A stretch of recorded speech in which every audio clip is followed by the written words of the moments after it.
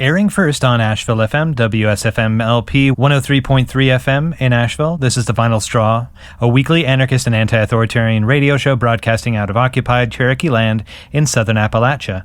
We bring you voices and perspectives from projects and struggles all around the world. This week we feature two segments on this episode. First, a brief chat with Duncan from Perilous Chronicle, the site documenting prisoner resistance since 2010 till today in the so-called US and Canada. More info on that project can be found at perilouschronicle.com. Then I spoke with Kanahus Freedom, also known as Kanahus Manuel, from the Secwepemc and Ktunaxa nations, who's involved in the Tiny House Warriors struggle against the Trans Mountain Pipeline, threatening the sovereignty and health of unceded Secwepemc land. Kanahus is also a decolonization activist and a mother. We talked about birthing and parenting outside of the scope of Canadian colonial government, the role of construction man camps, as they're called, in genocide, and how to help the struggle against the TMX and for Indigenous sovereignty. The Final Straw is a proud member of the Channel Zero network of anarchist podcasts. Here's a jingle from a new member of CZN. What's up, y'all? This is Mitch from the Red Strings and Maroons podcast. Each episode, we dig into the little-known histories of armed revolt and community defense against oppression in the so-called United States. We focus on helping curate an ongoing discussion surrounding firearms and the skills needed for defense from an anti-fascist and anti-authoritarian perspective. To listen to each episode, check us out on redstringsandmaroons.com, subscribe on iTunes, or check us out on the Channel Zero network. Stay tuned to our podcast feed for a new, brief episode of Bad News, Angry Voices from Around the World. Aren't getting that feed? Simply visit our website and click the podcasting link on your mobile device. Want to follow us in more ways? Visit tfsr.wtf for a bevy of links to our social media presences and ways to contact us and listen. We're probably on your favorite streaming service for free. If you feel like supporting this project, you can find out more at thefinalstrawradio.noblogs.org/donate, where you can find ways to order show stickers, buttons, and shirts, or make a one-time or recurring donation via PayPal or Patreon. Thanks to folks who support us in monetary and non-monetary ways already. Your support is vital to our continuing work. Stay tuned to the end of this episode for a couple of brief announcements. And now some words from anarchist prisoner Sean Swain. What you say, what you say, what you say, what? We'll come like a bomb! Okay, so a couple of weeks back, I got all hopped up on coffee, and I talked about my plan for ending the government concentration camps where migrants face neglect and abuse and sometimes death. My plan involved a campaign of political violence. I'd like to revisit that topic. I'm not in any way renouncing my original proposition, bullets and bombs, but it appears as though no one is employing that plan. So I'd like to take a few minutes to present another idea for ending those camps. We'll call this my Plan B. As things currently stand, those prisons are really overcrowded, facing cataclysmic systems failure from the sheer number of detainees. To make things more hectic, ICE has begun doing raids to round up even more folks who entered the U.S. illegally. Given this reality, I think it's pretty clear what we need to do. We need to turn ourselves in. Imagine thousands, all within a few days, turning themselves in to the INS. None of them would have identification. They would hand notes to the INS that say something to the effect of, I want to turn myself in. Someone assisted me in writing this in English. I do not have a green card or a visa, and I am volunteering to be deported back to my country. If everyone who opposes this policy of mass detention simply turned themselves in all at the same time, that would be thousands upon thousands of folks overloading a system that's already in crisis due to overcrowding. And it's not illegal. If you replay what I suggest to write in the note, you'll see that you won't exactly claim to be an illegal, technically. So you wouldn't be making a false claim to law enforcement. You'd be turning yourself in for not breaking the law. But with what the note implies, they'll have to lock you up. We can do that by the thousands. And if you want to do it for only a couple of days and spend, say, a weekend in INS detention, just make advance preparations. Have a friend ready to contact the INS on a given day with your proof of identity, so that after a couple of days, the INS will learn who you are and release you. If thousands turn themselves in at the same time, the system won't have food or blankets or cells or toilet paper. They'll be absolutely overwhelmed in trying to process incoming volunteer detainees. So, share this audio with every organization that opposes the current human rights crisis, particularly the pacifists of the white privileged liberal variety. If those folks can march in demonstrations, they can certainly get themselves marched into the closest INS office. Also, this can be a method for fact-finding. Everyone entering the system as a detainee becomes a direct witness to how the system functions, or misfunctions. So even those who support the current policies should join in. Supporters can turn themselves in and gather facts. And if the system is working as good as Vice President Pence has said it is, then those supporters can get out of detention in a few days and blog about how great those concentration camps really are. In fact, suggest to policy supporters that they shouldn't just turn themselves in and see the detention centers for themselves from the inside, but if they're so confident that the detainees are treated humanely, they should turn themselves in and take their kids with them. Nothing to worry about, right? It's easy for Trump supporters to bet the lives of strangers' kids. Let's see them bet the lives of their own. Look, it's easy for us to oppose this atrocity from the comfort of living rooms and air conditioning, watching images of death and suffering on news beamed via the internet or emblazoned on big screen TVs. But it's another thing to really oppose this, to throw ourselves into the cogs of the machine to make it stop. If just a few thousand of us really oppose this, if we are dedicated to bringing this to a grinding halt, then with just a little coordination, we can shut down the INS for good. Get this idea everywhere. We can make this happen. This is anarchist prisoner Sean Swain, in exile from Ohio at Buckingham Correctional in Dillwyn, Virginia.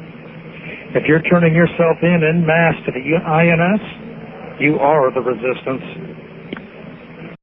You can write to Sean Swain at his latest address at Sean Swain, number 2015638, Buckingham Correctional, 1349 Correctional Center Road, Dillwyn, Virginia, 23936. You can find his past writings, recordings of his audio segments, and updates on his case at seanswain.org. So I'm joined by someone who's going to help give a brief roundup of current prisoner resistance in the so-called U.S. and Canada, and is also involved in Perilous Chronicles. Would you care to introduce yourself further than that, or is that good? My name's Duncan, and I'm a researcher with Perilous Chronicles. Brought to my attention that currently there's 7 hunger strikes that have happened, maybe not currently ongoing, but that have happened this month in facilities around the so-called U.S., and these are all documented up on y'all's website, which I think is really awesome. It's a really good resource. Would you tell a little, maybe just a bit about Perilous and what y'all are trying to do with the project? Yeah, totally. So Perilous is a research and media project that launched earlier this year, and what we're trying to do with it is build a website that has every instance of prisoner unrest from 2010 to the present.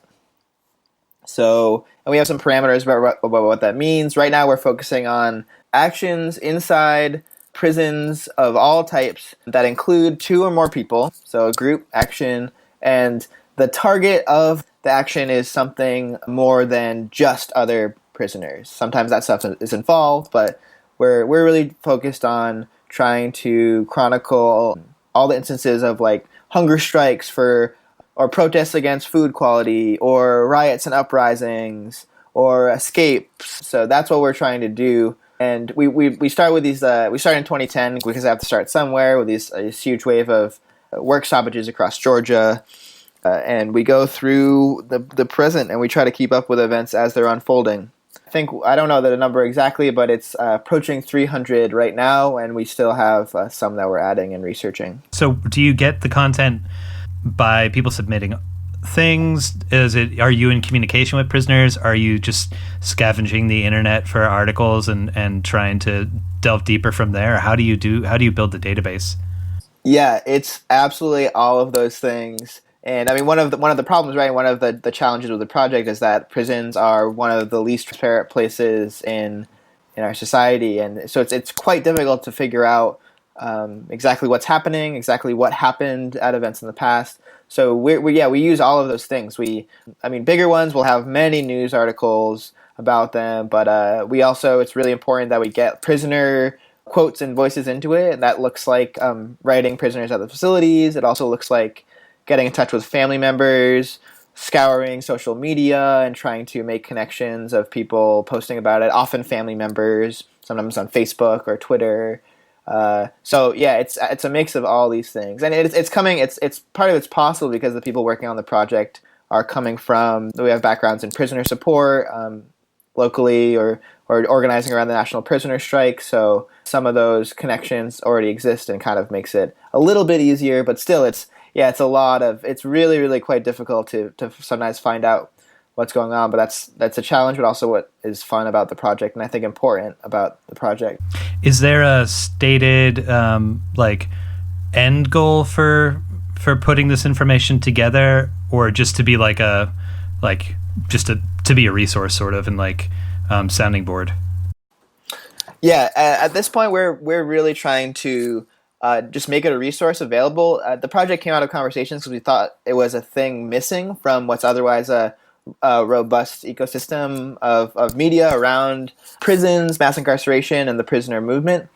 And I mean, we all know this is a hot topic right now, about ICE detention centers to state prison systems to federal prison systems. And we think there's something that is we can learn from this huge wave of prisoner unrest and prisoner uprisings since in the past 9 years. And it wasn't, as far as we know, we haven't found one that tried to put it all in one spot. And I should say we also are including Canada, so all the prisons up there too in what we're trying to chronicle. Yeah, I mean the end goal is to sort of be an authoritative source on this massive what some might call a social movement, but maybe that's up for debate also. But yeah, it's actually, and we're trying to make it actually useful for lots of different people, not only people doing prisoner support or prisoners and their families, but also journalists and researchers and so trying to make it accessible to a wide range of people. So you brought up immigration detention centers, and I mentioned the hunger strikes that are listed up on your site, between June 30th and June 11th. I think 7 of them, and then a food strike right before that at Corcoran. And 3 of those hunger strikes that are documented on there, one in New Mexico, one in California, one in Louisiana, are at immigration detention facilities, which I think is it's really fascinating that y'all are able to bring light onto those, especially with how timely the overcrowding, the lack of sanitation, the far right leanings of the guards, that y'all are able to shed light on it. And likewise, it was interesting, looking through the articles that you posted, that 2 of the facilities focused on some of the charges by protesting prisoners were on consistent sexual harassment by guards. And one of those facilities in California, not one of the immigration facilities, is listed as a quote-unquote women's facility. I'm not sure about the one in Pennsylvania that falls into that category too, but these are 2 incarcerated populations that don't get as much attention in general society, or maybe as much by activists, people in women's prisons and people in detention facilities. So it's cool that you're able to bring to light some of the struggles of people that are going on in those places. Yeah, absolutely. I mean, our modest offering to the coverage of these protests is to try to like portray them as like all together in one spot on the website, and when there seems to be connections, like 3 of these hunger strikes at immigrant detention centers popped off on the same day, and like all on July 9th, which is like, so I think that's something that our website can offer. It's like drawing these connections between them. Also, going back in time. So one of these recent hunger strikes was at Adams County Correctional Facility in Mississippi, which in 2012 it was the site of a huge uprising. And it kind of, at that point, that was one of the big uprisings that led to Obama's Federal Bureau of Prison sort of trying to phase out contracts with private prison companies. Part of that was that this huge uprising at Adams County.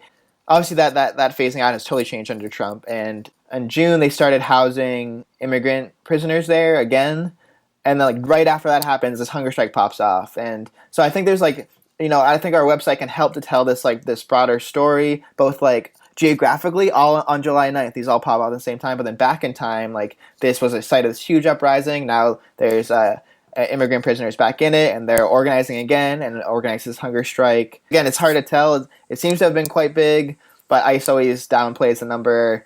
Advocates were saying it was 150 people. ICE was saying it was 24. But some sort of organizing and protesting is happening there. Specifically on the site, we tag all the posts carefully, or we try to be careful about it, and so that you can sort them by I want to see all the actions in the past 9 years at Adams County Correctional Center, or I want to see all of the actions at immigrant detention centers, or all the hunger strikes at immigrant detention centers. So, and to sort of make sense of what's, these actions are happening every day, almost, or at least multiple a week. How does the crowdsourcing work? Like, how do people in the audience engage with the site besides using it as a research tool? How do folks end up sharing knowledge or connections that they've had? If they're in communication with a cousin or a friend or just an acquaintance who's behind bars that they've been writing with, and they hear about a thing, do you all need like printed documentation of an event happening, or can you move forward with a prisoner's experience being shared? Well, first off, I should say we would love if we could have a lot more statements from prisoners. A lot of these events, we have, one small news article and a social media post or something. That's good. But we actually also do make posts if heard from a contact that we have or a contact a friend has. We'll make posts if there's like one source that seems like solid. But we are trying to navigate that. It's hard. We want to also like be taken seriously, so the emphasis is on having more than one source. Yeah, but we would really love if prisoners would write us directly, or people in contact with prisoners have information that's not on the site. We're positive we're missing events. We're trying our hardest, but there's so many. So yeah, if you're in contact with a prisoner, or you have a family member behind bars and they have something to add, even on an existing post, it would really, it is. I mean, we're all volunteers, and I think especially the audience of this radio show could really help out in that way of helping to add statements from prisoners. As far as the written documentation, that'd be cool. Like we could post a screenshot of a letter or something like that.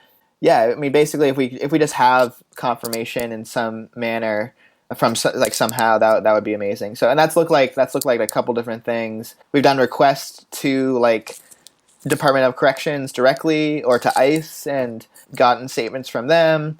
We've recently at Corcoran, we had a wife of a prisoner there, a woman named Desiree. She like saw the post and heard about it from someone, and she sent us a statement via email. And it's a great statement, and we, really, it confirms something we already knew, and it also added part of the story of what's going on there. So yeah, that's stuff amazing. That can really, like, that's a huge help to us. because it is a priority for us to get statements from prisoners. So it's not just coming from sort of mainstream news journalists and Department of Corrections or ICE or sheriffs or whatever, because obviously they're going to tell one side of the story. Yeah, it seems like an awesome tool for institutional memory and like a way to create a foundation when it's, the 24-hour news cycle doesn't really, it's always looking for things to cover, but it never seems to get the story quite right. So Yeah, absolutely. How can folks keep up on the work that you're doing, and how can they, like, any social media you want to point them to, or like what's the address of the website also? Yeah, so the website is perilouschronicle.com, and on there you can see all of the blog posts. You can search them. You can search them using our labels, so you can filter and browse. We have also like a list of all the events on one page. That's maybe easier for some people to see. We also like have some information about how we're developing the tags. Like we have definitions. Like what is our definition of a protest? How are we using that tag so people can use it in a precise way? And yeah, that's perilouschronicle.com. And we also have a Twitter, which is at Perilous Prisons.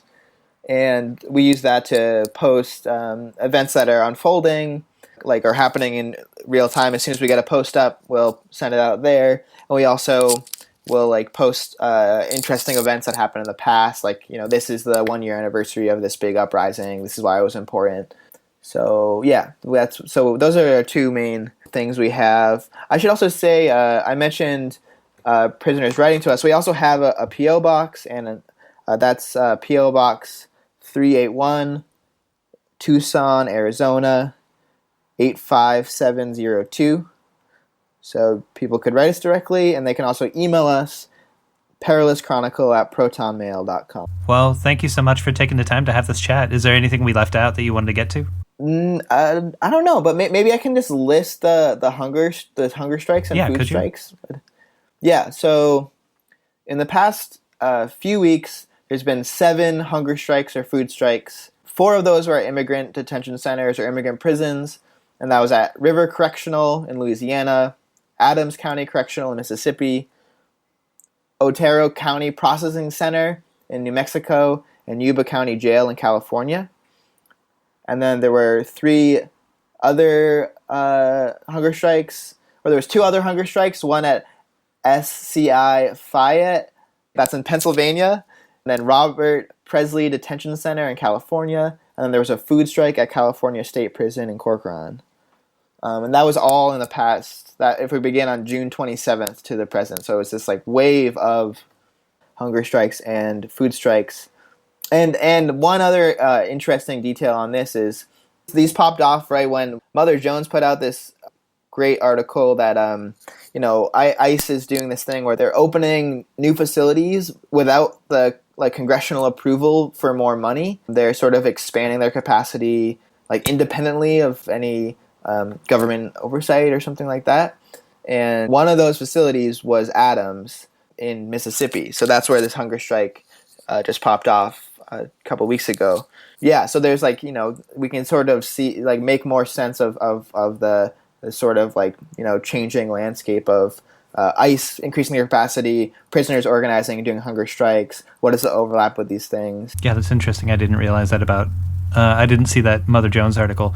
So and you may not be able to answer this, but is Adams just a state facility that's getting more federal funding by housing immigration detention prisoners, as far as you know, or was it shut down and now it's being reopened by? Because I know that's how the feds and that's how organizations sometimes get around it. Is the prison that was not built in Kentucky just recently. Instead, a lot of those prisoners are just going to be put into a facility that's been shut down, and it's just going to get reopened, so they don't have to do new zoning. They don't have to do as much budgeting. So it's a privately owned prison. Core Civic owns it, and it's in a transition period between a contract with the Federal Bureau of Prisons, so still immigrant prisoners, but federal, I think for felony cases. And now it's increasing its capacity under a contract with ICE. So that's non-criminal like people so like non-felon, non-citizens. But still federal so- jurisdiction because it's a border issue. Yeah, yeah, exactly. So yeah, but it's a private prison in Mississippi, and it's sort of a mix right now. It's kind of transitioning between contracts, is my understanding. Thanks for letting me just like drop that one on you without any warning. Yeah. But cool. Well, thanks a lot for having this chat. This is the Final Straw Radio, and I'm Bursts. You just heard Duncan from Perilous Chronicle talking about their documentation of prisoner resistance and recent hunger strikes at prisons around the so-called U.S. So I'm joined on the phone by Kanahus Freedom, an Indigenous activist involved in the Tiny House Warrior struggle against the Trans Mountain Pipeline, and also a mother and an activist. Thank you so much for chatting. Thank you for having me here. So your Wikipedia page talks about the birth work and parenting that you do a little bit, but I was wondering if you could describe these facets of approaching decolonization. Yeah, I'm a mother of 4. I have 4 freedom babies, and we call them freedom babies because we don't register them with the Canadian government. We have given birth to these babies just like our ancestors have for tens of thousands of years. And one of the reasons why we chose to do this is because we really need to stand up and assert our sovereignty as Indigenous people, and that includes reclaiming our birth practices. And it was a Statlia mother, one of the neighboring nations over, that was pregnant at the same time as my first pregnancy as well. And she said, no, I'm not going to register my children with the Canadian government. I'm not going to get a birth certificate. I'm not going to get an Indian status card. I'm going to have my babies. And she really looked at the Litwat Indigenous sovereignty movement, because there was the generation before us that refused to do that with their children. And now they have 3 generations that are freedom babies. And she decided to do that, and I really watched her move. And she was younger than me. She was a young mom as well. And when she gave birth, it was one of the most beautiful experiences that I've ever witnessed, because she allowed me to witness this birth of this freedom baby on her territory with the fire at the foot of her bed and the snow-capped mountains, and giving birth in her unceded, unsurrendered territory. And it gave me so much empowerment and inspiration that I chose to do and have my births as she did, on the land and free out on our territory. And now I have 4 children, and she has 5. And we're really leading the way for this freedom baby movement here in so-called Canada. That's really awesome. Is there much pushback from your communities or from the government on that sort of bringing life into the world? We haven't had any contact or any interference by the Canadian government as of now by not registering our children with them. We continue to homeschool our children. We continue on our path of decolonization with our own healing and reaching out to our own doctors and healers within our community and other communities, because in Vancouver area, we have a large, Chinese population that helps to treat our people with the traditional Chinese medicine and, our traditional medicines as well, the Indigenous healers that continue to practice our ways of healing.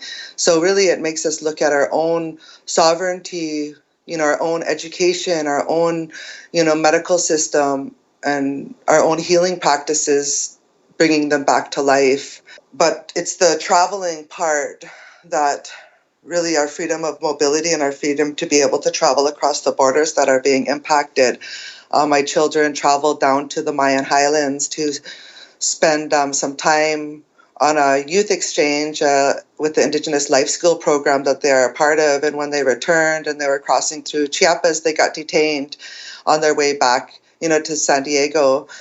They got detained and they were held in Tapachula, Mexico, which is the largest immigration detention center in Mexico. And they were held for 10 days before they were deported to San Diego. I, of course, flew down to be with them, and they wouldn't let me visit or stay with them, but they would let me have a couple of hours visit a day while they held them inside with their father, who's a so-called American, citizen. He's Indigenous, but he has his American passport. And it was my children that they deemed illegal. And these are Indigenous children from the Canada and Puerto Rico. So they are dual citizen, but we refuse to get documentation for them and travel on our own traditional documents. And that's something that we're going to continue to push into the future is getting our own documentation. So our young people that refuse to be registered with Canada can travel, internationally. I totally skipped past the part where I asked you to introduce yourself. I'm sorry. I got so excited. Would you mind introducing yourself a little more fully for the audience? Yes, Kanahus Freedom. Hello, everybody. My name is Kanahus Freedom. I'm from the Secwepemc and the Ktunaxa nations in so-called British Columbia, Canada. We are unceded, unsurrendered, no treaty signed here in our territory, coming from 180,000 square kilometers of land, unceded lands, and we come from the mountains. Everything pretty well west of the Rockies going into so-called British Columbia is untreated. We've never signed a treaty here with the colonial governments of Great Britain, Canada, nor British Columbia, and we are fighting hard for our lands. We're fighting for our sovereignty and our self-determination, our human rights, to be and exist and live and breathe free on our lands with no interference by the colonial governments. And right now we're in a big battle against Canada, as Canada has purchased the Trans Mountain Pipeline. And they propose with this expansion to transport 890,000 barrels of bitumen per day from the Alberta tar sands through the Edmonton terminal all the way to the Coast Salish territories and the Salish Sea out near Burnaby, Vancouver. And so we're in a big battle. We're uniting with as much people and sectors of society out there. We need everybody, all of the allies to support in this big fight right now we have in Canada. So you've used the phrase unceded, untreated territories. Can you, for listeners who might not be aware what the significance of that is, can you talk about the last 150 years of expansion, but talk about the idea of treaties and how they relate to how the Canadian government explains its takeover of people's lands? Yes, when the Canadian government first came, to our land, it was Great Britain. They came to our lands. They even started signing pre-confederated treaties on the Atlantic coast with the Mi'kmaq. This is before Canada became a country, and those were peace treaties because they're getting kicked over there, and they needed the Mi'kmaq to, stop killing them, really. And then they start forming the numbered treaties, Treaty 1, Treaty 2, all the way across Canada. And the treaties pretty well stop at the Rockies. BC has no treaties signed right now, except for the northeastern corner of the province of BC. For people that don't know the geographical size of BC, it's around the size of Washington, Oregon, and California combined. So it's a big geographical area. And there has been never any land agreements or treaty or surrender signed with the colonial government. So really the colonial governments are illegally occupying our lands, unceded Indigenous territories in BC. Right now, what the Canadian government is pushing is a modern day treaty process. But we opt out of that treaty process, and they give us two options to deal with this unsettled land question, as they call it. And there's two ways, the comprehensive lands policy and the BC treaty process, and both are extinguishment. They both extinguish our rights and our title to our land, and the colonial governments grant us back a fee simple title and like a Canadian, pretty well they want us assimilated into Canadian society with own fee simple title lands and pay tax on it and just be a contributing part of Canadian society. And that's not who we are. We are distinct cultures that have governance structures, culture, language, dance, songs, stories, histories, families, lineage that goes back hundreds of generations, thousands of generations. We say we've been here for hundreds of thousands of years. Since the beginning of time, since time immemorial. That's how long that our people have been on these lands. And for the colonial governments to assume that they have jurisdiction and authority based on some very outdated and racist, laws and notions of doctrine of discovery and papal bull, where they say, that our lands were empty and they could claim, our lands on behalf of the Queen, which is false. And we know those are outdated and racist, and they're so white supremacist in their nature. They before people in the past would own slaves and think that was, all right. No, now we know that was very white supremacist and a way of thinking for a white man to own a black man as a slave.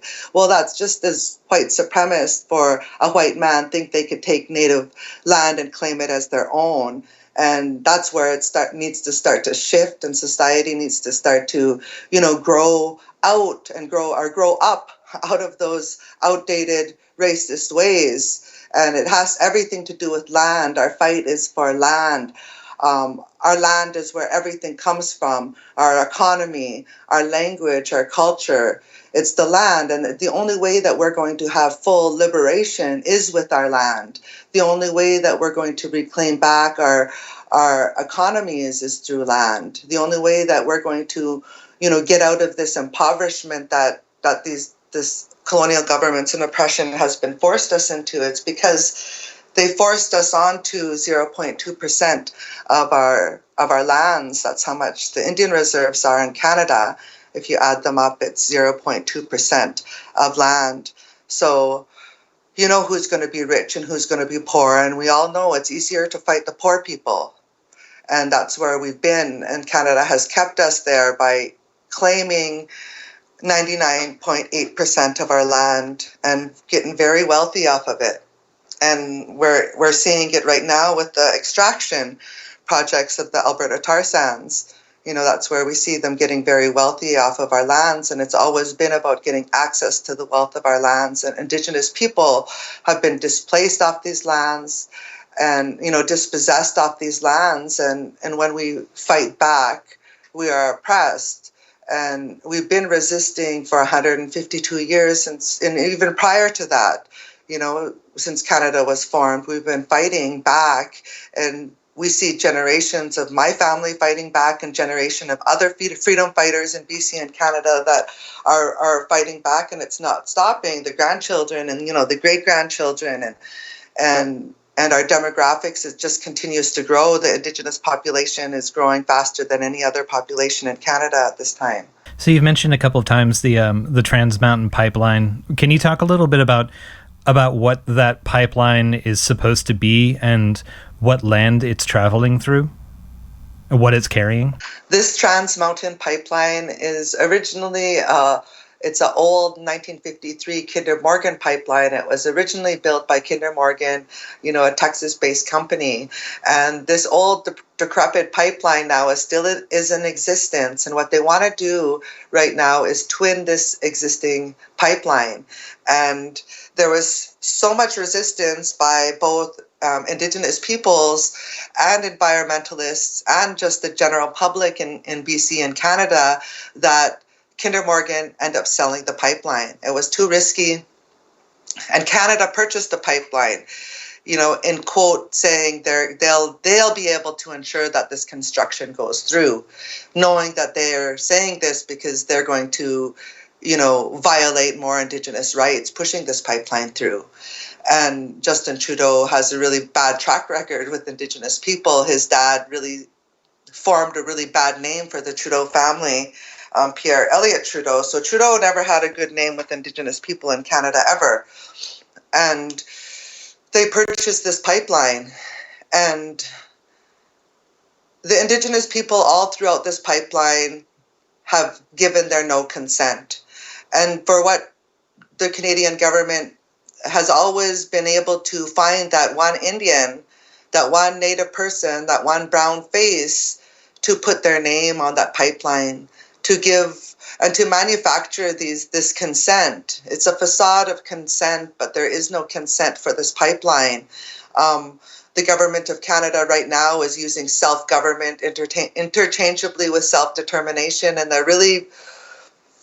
what I really need to explain first off, and it's some 101 on Indigenous politics here in Canada, is that when we talk about chief and council system, when we talk about the Indian Affairs or INAC or Department of Indian Affairs, we talk about the INAC system, the band office system, or the chief and council system, what we're talking about is colonization. Because how the government was able to even get access onto our lands was to make the Indian Act. And this Indian Act is what really forced us onto Indian reserves and really made us wards of the state where the government can control Indigenous peoples. They keep track of us through numbers 69000051601. My status card, Indian status card number. That's how they keep track of Indigenous peoples, and then they give Indian bands, like for instance, the Secwepemc Nation has the Indian Affairs. They recognize 17 Secwepemc Indian bands within there. They give them federal funds.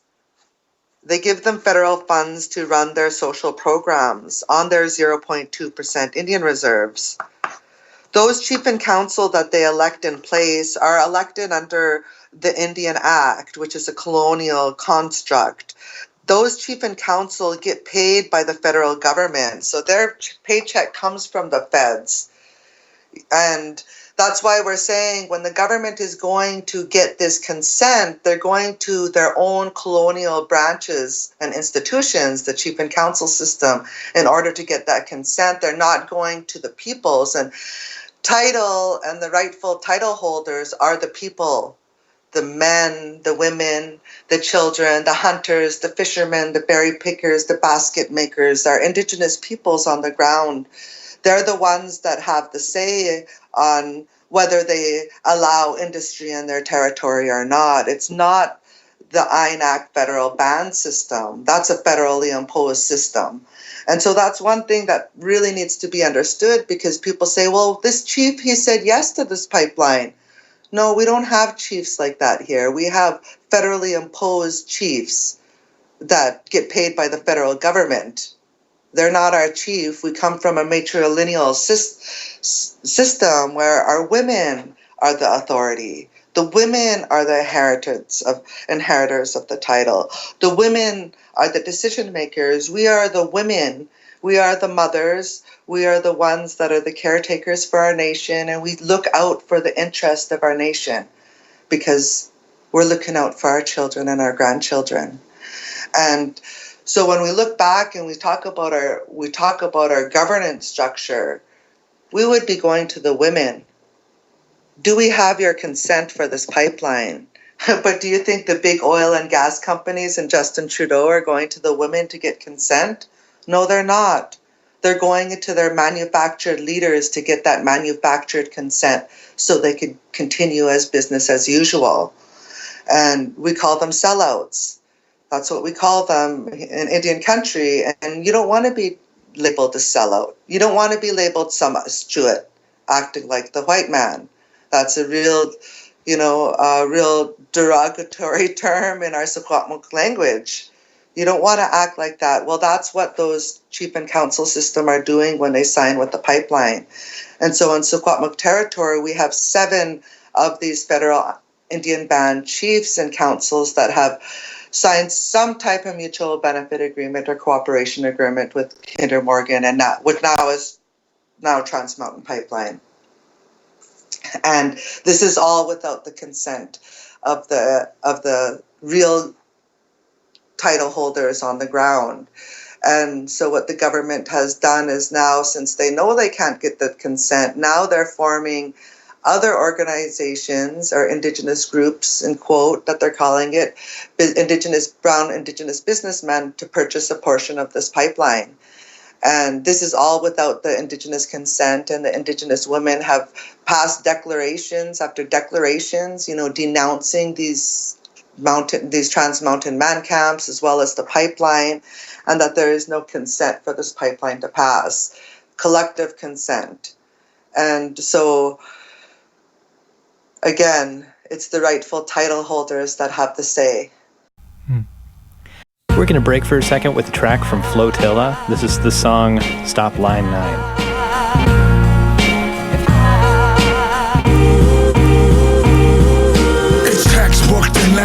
Chapter 5, they don't wanna run dry, they wanna run line route Turtle Island have that supply like everything fine. Just shut up, ride shit. The mindset got no time for climate, no environment, no mankind surviving shit. Never made a dime for no bosses shine, for no profit line, for no bottom line, for no market rising in the tall sand sizes and bridge rise. Dollar sign eyes, waterways die. They take the twices, the slices. There's pies and crises, left and right both gon' vote for pipe. Democracy's made the market's wife.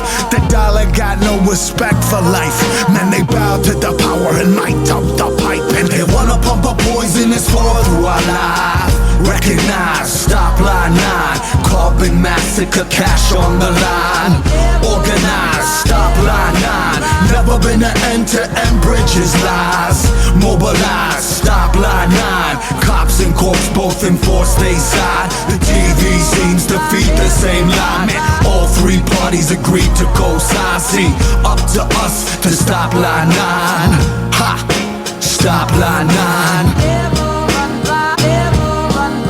When we allow oil-hungry vampires to push that poison in ancient pipelines, make us watch a whole ecosystem expire. Somebody tell me what's left of nothing. When we allow their greedy asties to come before our basic rights and needs. Planet needs hugs, but all they got's disease. Somebody tell me what's left.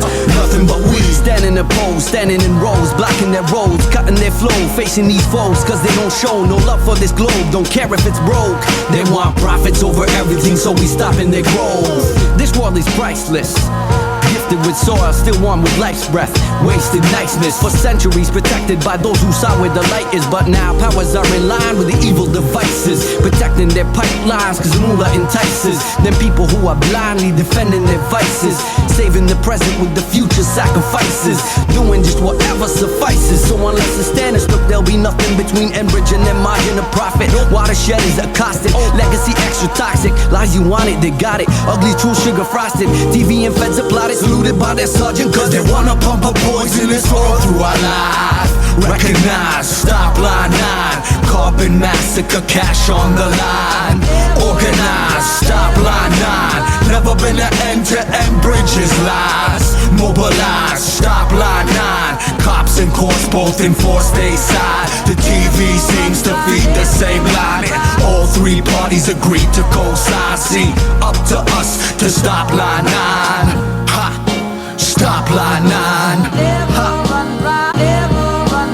This is for life, we choke from the grip tight. 5-0, pick a fight for the pipe. The state don't like, and then the courts gotta fight. Don't recognize righteous, clear water stream. Lakes in the trees, crow forest green. Fought that demon in the swamp that feeds us. Man, peace to the peeps that face the police. For us plus 6-9 healer, 6-9 warrior. State got weapon, cop, courts, and lawyer. We want water, a clean food product for our sons and daughter. Gotta live uncharted. That shit we cause with this business model that just kills the earth. Dollar first, politics is while it's bursting. Get them where it hurts is tactics diverses. Blockade the works and taxing they purses. They wanna pump a poisonous flow through our life. Recognize, stop line 9. Carbon massacre, cash on the line. Organize, stop line 9. There's never been an end-to-end bridges lies. Mobilize, stop line 9. Cops and courts both enforce they side. The TV seems to feed the same line. All three parties agreed to co-sign. See, up to us to stop line 9. Ha! Stop line 9. Ha! Stop line 9. Ha! Stop line 9. Stop line 9. Stop line 9. Stop line 9. Stop line 9. Stop line 9. Stop line 9. This is the Vinyl Straw Radio, and I'm Bursts.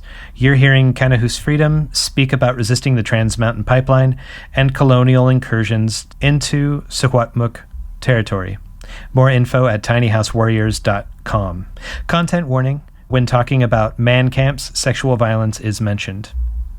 So this I guess it's called bitumen. That would be trans transferred from, like, via the Trans Mountain Pipeline, which is coming from the Alberta tar sands, and going through a number of different people's territories, as I understand. And we've talked in the past with folks, or at least presented audio from folks from Gedendam and from Unistoten, and using these different methods of literally blocking the pathway of the pipeline to bring to a head conflict, knowing that the Canadian government's going to try to step in because its true interests are for colonization, white supremacy, and industry. Can you talk about the project that you have been involved with the Tiny House Warriors and what you all do? Yes, the Secwepemc Women Warrior Society really spearheaded the Tiny House Warriors, which is a mission to stop the Trans Mountain Pipeline. We're building 10 tiny houses on wheels to put in the path of this Trans Mountain Pipeline. We have built 6 so far, and we have 4, actually 5, at Blue River right now, which is in the heart of Secwepemc territory.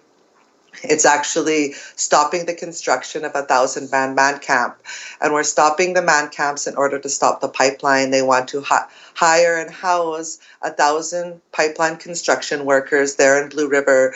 These man camps are linked to increased violence against women, the violence including sexual attacks and rapes. These small communities are not equipped to deal with, increased violence and sexual attacks like that. What these companies are suggesting to communities is to just increase their rape kits, which is, rape kits are if you get raped, then you can get the proper testing done before you go shower and all of this stuff.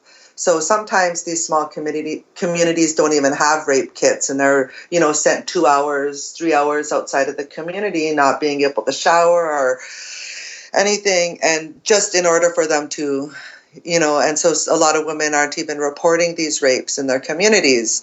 Some of the things that we're dealing with right now is just the harassment of oil sands, tar sands pipeline workers coming to our Tiny House Warriors village, which is mainly women and children and elders and land defenders, where we are all food sovereignties, and we're all food sovereigntists, so we all depend on the land. We're wild food harvesters. We've always been hunter, berry picker, nomadic, on our land. That's why we have tiny houses on wheels. But these man camps are really dangerous for our women.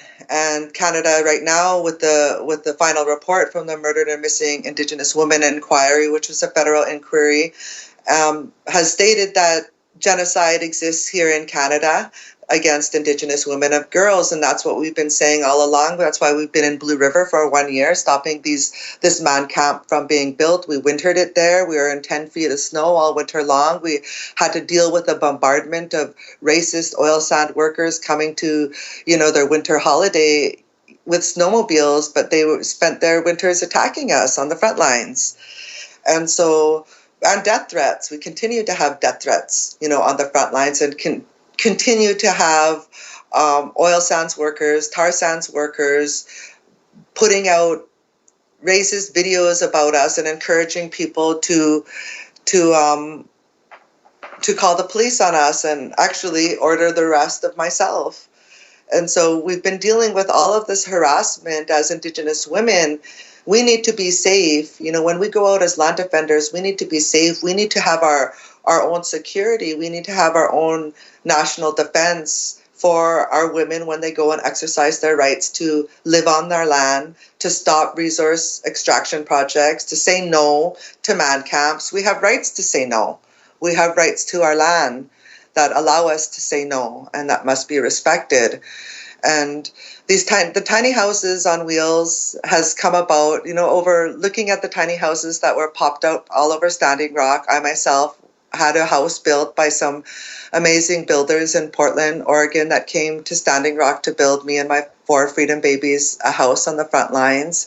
And we wintered it there in Standing Rock. And we asserted our rights on many different stands. One was against Sun Peak Ski Resort, and we built a beautiful cordwood house and sweat lodges and cabin, only for them to be burnt down to the ground and bulldozed down to the ground by the Canadian government.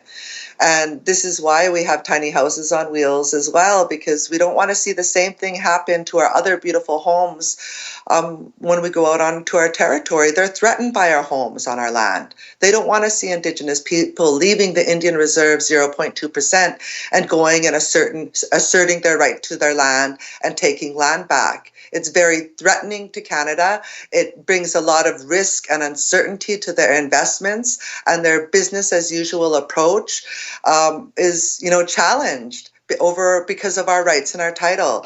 And that's what we continue to want to do, and we continue to, bring Tiny House Warriors and our other organizations, Indigenous Network on Economies and Trade, over to Europe, and our big divestment campaigns by connecting, from the local direct action on the ground to an international level. And that's what my father and my grandfather's work has always been, is right from the ground, right to the international level. And we're always about, this is the people's movement, and the people are the ones that have the power. They're the ones that have the creativity, and they're the ones that have the energy to be able to continue to resist.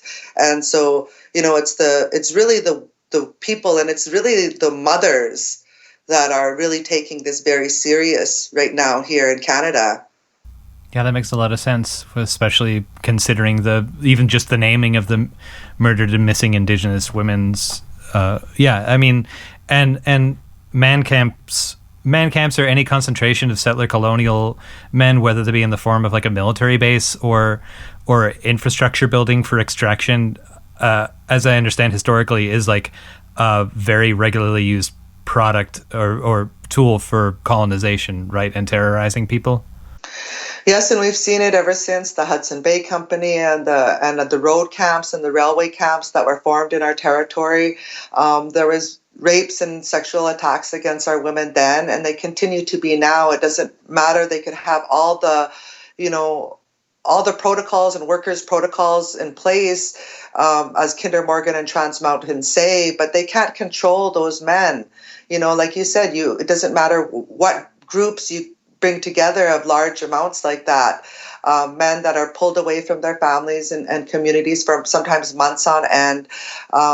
Some of them, and most of them, are transient workers. They don't have no, connection to the community or accountability in those communities. And so a lot of time there's violence, the drug and alcohol, abuse increases in these communities. And the children and the women are just not safe. And right now, where we are located in Blue River, we've been here for a year, but we're also right directly across from the Blue River campground, which is frequented by European tourists and Canadian and American tourists that come, every day they're coming by, and they're coming by our camp as well, asking questions, and we're, having these real long conversations with people from the Netherlands and from Switzerland and from Finland and all around these European countries, just shocked and astounded at what Canada has done, because they really love Native people. And so we're finding a lot of solidarity and allies in Europe, and we want to continue to, reach out with other allies, both in the divestment movements, but also the anarchist movements as well. Well, that's great. This is an anarchist radio show, so I'm happy to delve into that, like pivot to that point. What are some good ways of solidarity, whether from people that are on Turtle Island who might, I don't know if that's what you want, but might be able to travel towards the thing, or anyone who's got access to leverage media or a Canadian consulate or maybe an office nearby of one of the companies that's involved in the Trans Mountain Pipeline?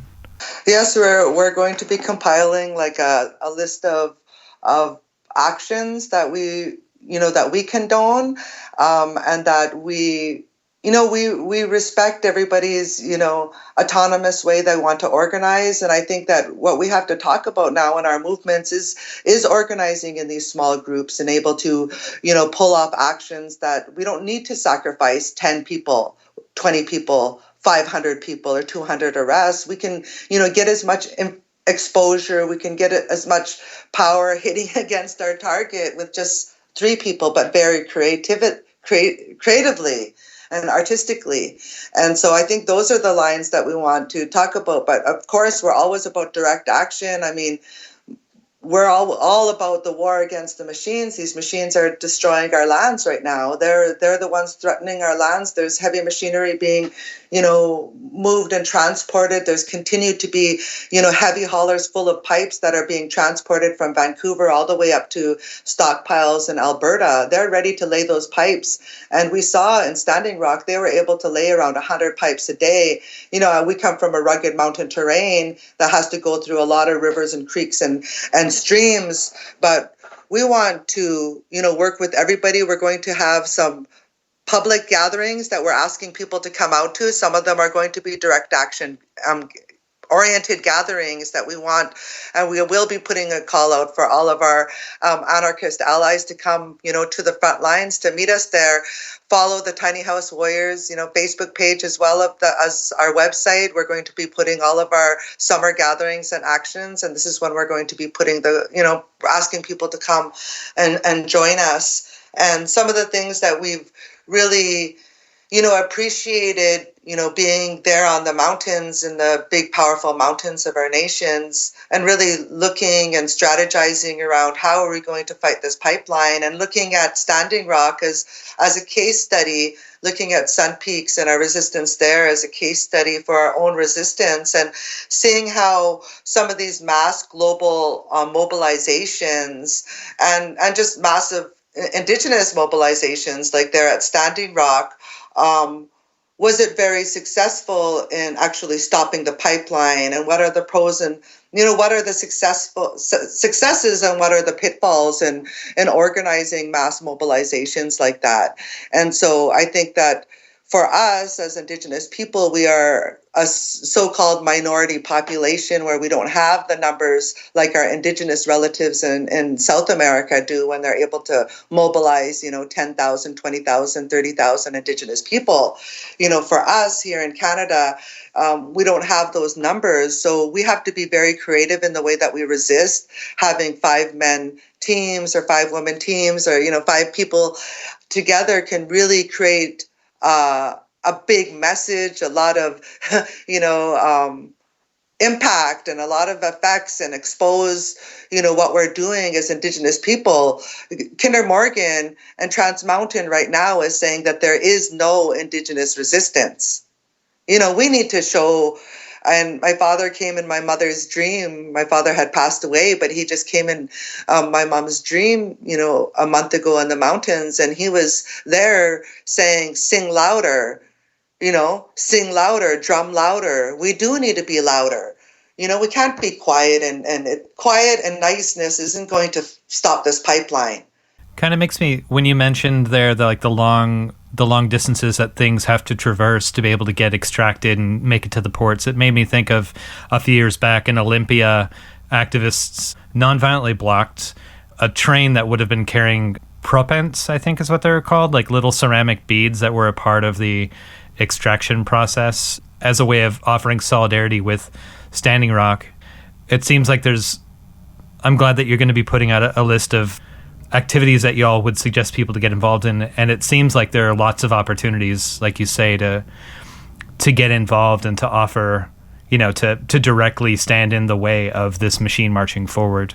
Mm-hmm. And too, like the insurance companies, there was the work that we did in Europe, meeting with some of the insurance companies. My brother went over to Europe with Indigenous Network on Economies and Trade to meet with the top insurers of the world. And now is one of the Zurich insurance companies has, they're going to stop underwriting and insuring the Alberta tar sands and the transportation infrastructure, including pipelines and rail. And I think that really putting some pressure in Europe with the insurance companies, and according to some of the other organizers in Vancouver, they're saying that the insurance is actually up in August. So they have a list of insurance companies that are actually insuring Trans Mountain, and the insurance is up in August. So there's going to be some things coming out about that, and some ways people could take action against these insurance companies because they need insurance. Another thing too, the more pressure we put, it affects the governments and these governments' credit rating, including, BC and Canada. Yeah, we do want to affect their credit rating. They're violating Indigenous rights to get access to lands. They don't even have the clear title to be even, claiming our lands as theirs. And so there's a lot of different ways, these banks, a lot of the money, and I think that's really smart, the divestment movement, hit them where it hurts. We always know they don't see nothing else. They don't see tears. They don't care about our tears, but they care about their money. This is the Vinyl Straw Radio, and I'm Bursts. You're hearing Kanahus Freedom speak about resisting the Trans Mountain Pipeline and colonial incursions into Secwepemc territory. More info at tinyhousewarriors.com. I was talking to someone recently who's from so-called Quebec who was talking about trying to offer solidarity to Indigenous struggles there. And they mentioned that just how much the framing of discussion around stopping things like pipelines over unceded land comes down to a concept in a lot of settler colonial minds of being just an issue of ecology as opposed to an issue of sovereignty and decolonization. Is there anything there that you'd like to talk about maybe? Yeah, I was just talking to one of my friends. He goes back and forth to Ecuador and Peru working with Indigenous communities, but he was just telling me the Indigenous communities are fighting for their land. They don't really care about people coming down and spending money and talking about climate change and all of this. It's about land. It's always about our Indigenous land. We're fighting for our land because with our land is everything. Our culture flows from our land. Our language flows from our land. With our land, we are nothing. We have nothing. Our food, if we don't eat our Indigenous traditional foods, we'll go crazy. We need our salmon. We need our spitlim, our skosa, our squeak, our tzit, our swalt. We need all of those traditional foods, and we need to be able to say it, that the ways we speak in our language, the way that we're connected to the land, there's no way to say he or she in our language. And now people are thinking that's the most beneficial way to teach our children. No, we don't have that in our language. And we're going to learn a lot from Indigenous people. Indigenous people are going to break new headways and a lot of different ways of thinking, and academia and scholars are just studying Indigenous people right now, trying to pick their brain for everything because there's so much knowledge there. If we just change our ways to look at Indigenous economies rather than Western colonial economies, we'd change the whole world. People wouldn't be destroying the planet for an economy. No, our economy is a reciprocal relationship with the land, so beautiful. We never take, we always give in. We take, we give. We're giving more back to than we are ever taking. So our land will never diminish our land or destroy our land because that's who we are. It's like destroying our children or stabbing our children or our grandmother in the heart. We'll never do that. That's like our land. So, Indigenous people have a lot to teach, the world, about birth, about science. Or, our Indigenous people were doing brain, neurology and brain surgery, with the sharpest stones, obsidian. Our people were masters, our technology. And we need to respect that because when we talk about fighting for our land, that's what we're saying. It's such a deep spiritual connection. And people know when people say spiritual war, this is a spiritual war against our people. Genocide is real here in Canada. And by destroying our land, it is committing genocide on Indigenous people. It's more than just this separating us from this ecology. No, we are this ecology, this biodiversity, this ecological biodiversity. We are a part, and we are so intricately weaved amongst all of that. I don't know if it's an appropriate question, but so for folks who are listening who aren't Indigenous and who would like to learn to be in solidarity with Indigenous struggles or with Indigenous communities where they live, is there a general rule or approach that you would suggest if it's not clear that there are people that are organizing and like a community that's in one place and present and public? That's such a big question, or like the big thing to talk about. Yeah, we want people to respect our Indigenous ways and our Indigenous ceremonies and our Indigenous organizing spaces. Sometimes, like on Tiny House Warriors, it's mainly Indigenous. We ask, what skills, if there's skills that you have that, are expertise in some different fields, whether it's writing or cinematography or even script writing or building outhouses and composting and about human manure or whatever your expertise is in, please reach out to us, because everything is on an individual basis for our organizing, because we have to be very strict on our security protocols. We don't have an open camp. Our Tiny House Warrior Village is very, we're really on our security culture because of some of the things that came out of Standing Rock, and FBI infiltrators and such.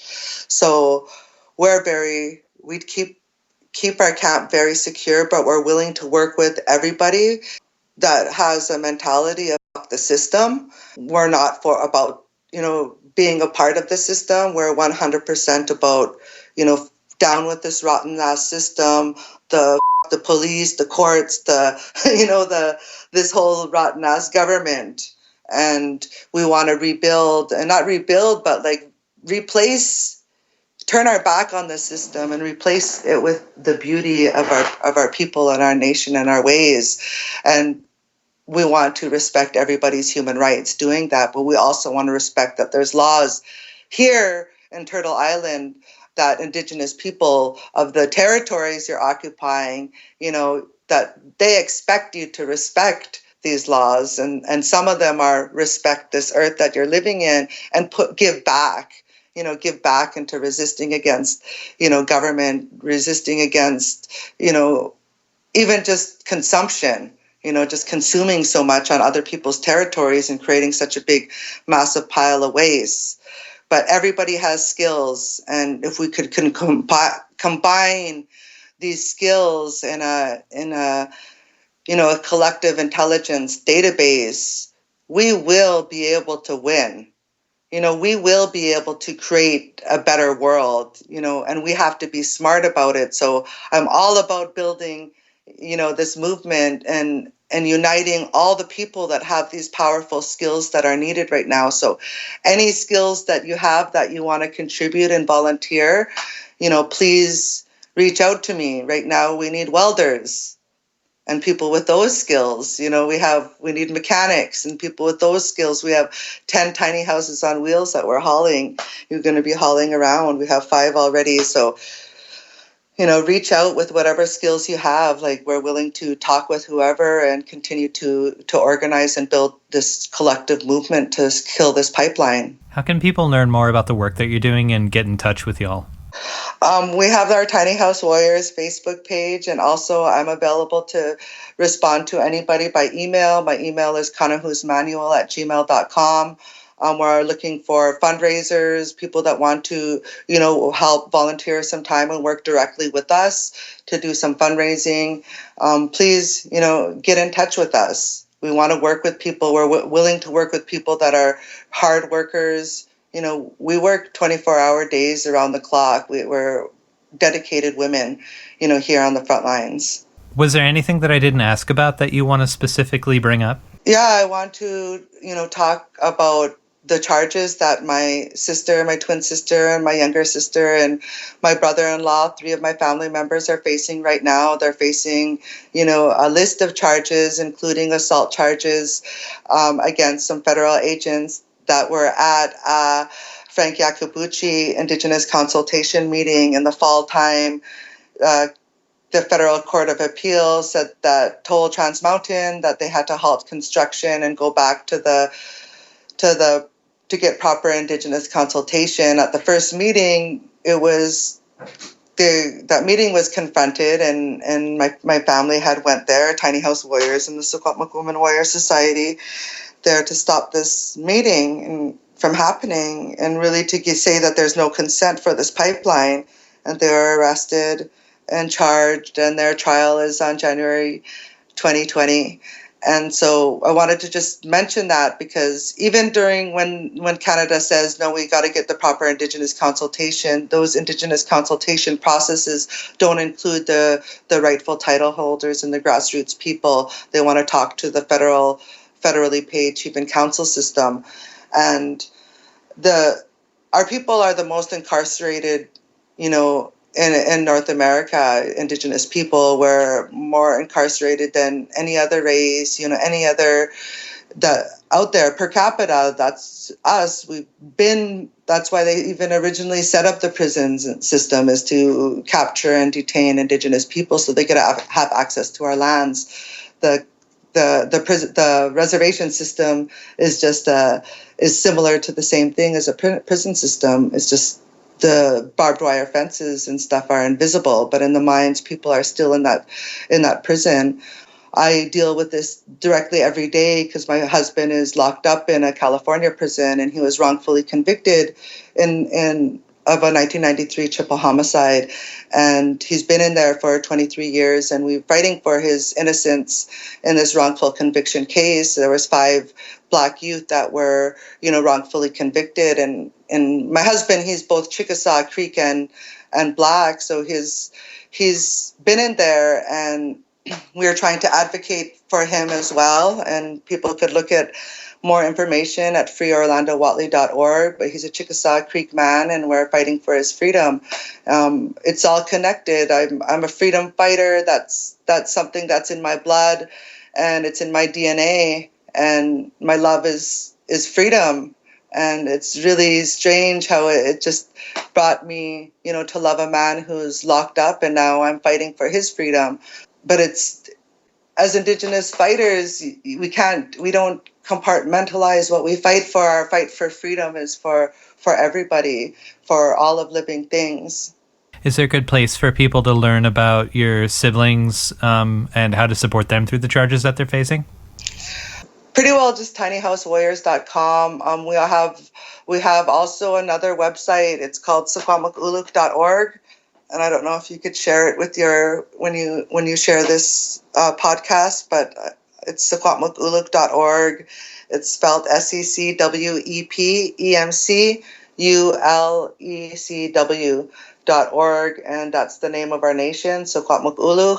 And you could find information there about our fight against the Trans Mountain Pipeline on behalf of our nation. I'm more than happy to share that. Thank you so much for taking this time to chat, Kanahus. I'm really excited to have had this conversation, and I hope that this is helpful. Thank you. Cookstown. And now, a couple of brief announcements. Anarchist prisoner Shawn Swain recently got most of his items, albeit many damaged, from his jailers in Ohio, where he was held for most of his last 28 years, which is a partial success. He still hasn't gotten the items he bought and paid for from JPay digital account that handles his emails and other digital media.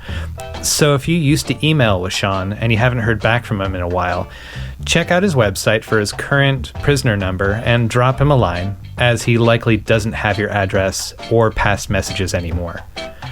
Until people pressure JPay to transfer property from his old JPay account number to his new one. This includes nearly $1,000 in digital music purchased and held online, in a similar way to purchasing online from Apple Music, only from a despicable corporation that profits directly from prisoners and their loved ones. Also, anyone writing to Shawn Swain should know that the Virginia rules for snail mail say that he can only receive up to 3 pages front and back, whether letters or photocopies, in an envelope. So if you've been writing him and getting mail turned back, consider sending more envelopes full of smaller letters. You may have recently seen news coverage of protesters, largely Indigenous and elder, opposing the construction of a 30-meter telescope, or TMT, on Mauna Kea, a mountain on the Big Island of occupied Hawaii. This mountain is over 1 million years old, and when measured from its underwater base, is the tallest mountain on the planet. The University of California and University of Hawaii are currently attempting to build this TMT on the land, and Indigenous people, along with students of both universities, have been resisting this and similar efforts. This is just one instance in the long project of settler colonialism on occupied Hawaii. 14 telescopes have been built on the Mauna from the years 1968 and 2002, efforts which have threatened the stability of the ecosystem and harmed a place of great spiritual significance for the Indigenous people of Hawaii. The people were not consulted in any part of this development process and have been resisting this construction efforts at every point from the earliest days. The most recent of these, the TMT, would dig a total of 7 stories down into the mountain, contaminating a sacred water source and disturbing the burial places of countless people.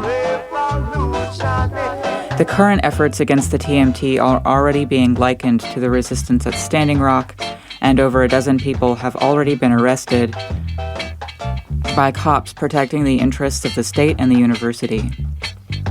As it stands now, it was stated that the construction on the TMT would begin, and the governor of Hawaii has declared a so-called state of emergency in response to the largely nonviolent defense of the mountain.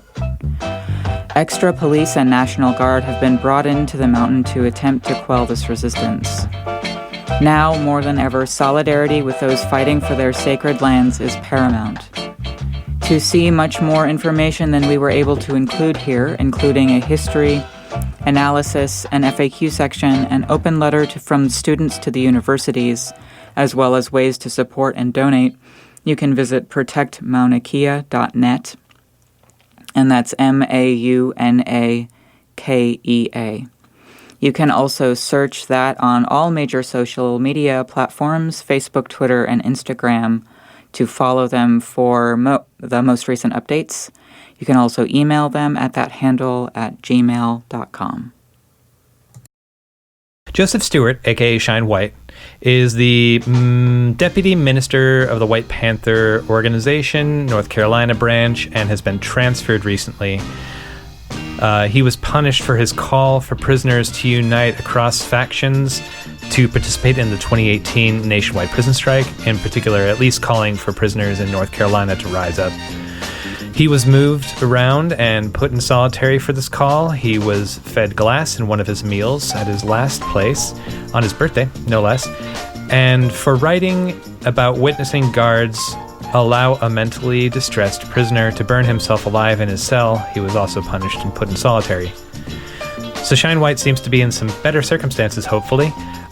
He's been moved and could probably use some caring mail. You can write him at Joseph Stewart, number 0802041-22385, McGritts Bridge Road, Laurinburg, North Carolina, 28352. Kevin Cox, who goes by Ktunaxa, is a mentor and a student with the W.L. Nolan Mentorship Program and a party member of the New African Black Panther Party prison chapter. He's been locked up in the hole for what seems to be a contrived charge to endanger Mr. Cox's safety and throw him into the hole and keep him in solitary. By way of backstory, it seems that Mr. Cox's door was malfunctioning and COs went over to check it. After securing the door, Officer Ricker attempted to manufacture evidence of Mr. Cox trying to assault the CO, an incident that would have been caught on tape. But instead of checking the security footage to back up Mr. Cox's story, admin is taking Officer Ricketts' claim of an attempted assault and has stuck Mr. Kevin Ktunaxa Cox in segregation. It's requested that listeners concerned for Mr. Cox, access to due process, and safety contact the following North Carolina and Scotland Correctional Institution officials to lodge complaints and check on the safety of Mr. Cox. More details will be released soon, and you can find all of the contact information in our show notes, but meanwhile, you can call the North Carolina Department of Public Safety and ask about Kevin Cox, COX, number 121-7063. You can call NCDPS at 910-844-3078 and ask for Superintendent Katie Poole or Assistant Superintendent Mrs. Locklear. You can contact Scotland CI via the phone number 919-733-2126 and ask how Mr. Cox is doing and if they've had a chance to review security footage that might allow him back into general population. This is The Final Straw, and I'm Bursa Gunas. This show will later be archived at thefinalstrawradio.noblogs.org, and you can email us with questions and suggestions at thefinalstrawradio@riseup.net or thefinalstrawradio@protonmail.com. If you'd like to use any episode for your project or radio show, feel free to do so. Just send us an email to let us know. If you care to, you can send us letters at The Final Straw Radio, P.O. Box 6004, Asheville, North Carolina, 28816. This show is brought to you by Firestorm Books and Coffee. Located at 610 Haywood Road, Firestorm Books and Coffee is a worker-owned co-op in Asheville specializing in offbeat, underground, and independent literature. You can find a catalog of Firestorm's books and zines, plus a full calendar of events up at their website, firestorm.coop.